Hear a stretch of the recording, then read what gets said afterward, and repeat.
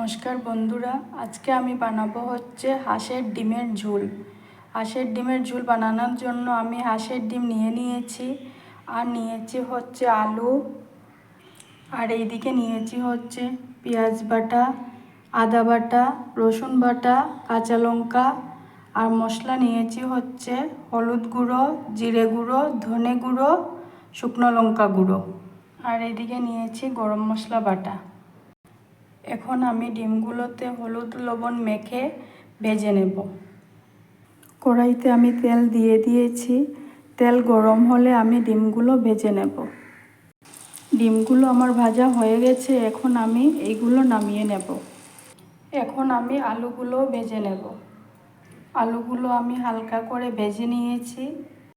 এখন আমি এই তেলে তেজপাতা দিয়ে দেব, তারপরে এক এক করে আদা বাটা, রসুন বাটা, পেঁয়াজ বাটা দিয়ে দেব।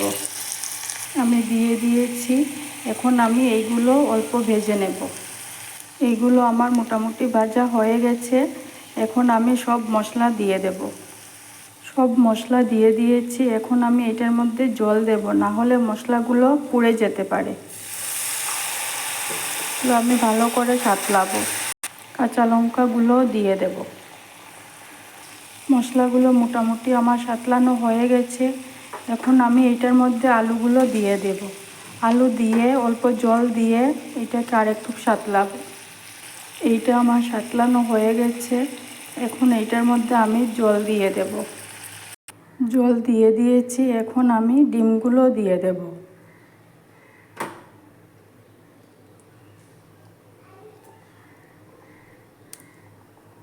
এখন আমি এইটাকে জাল হতে দেব। এইটা আমার মোটামুটি হয়ে গেছে। এখন আমি উপর থেকে গরম মশলা বাটাটা দিয়ে দেব।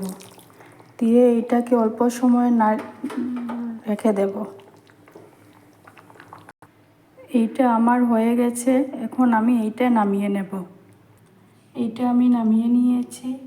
এই ডিমের ঝোলের রেসিপিটা আপনাদের কেমন লেগেছে অবশ্যই আমাকে কমেন্টে জানাবেন, এবং অবশ্যই আমার চ্যানেলটাকে লাইক, শেয়ার এবং সাবস্ক্রাইব করবেন। নমস্কার।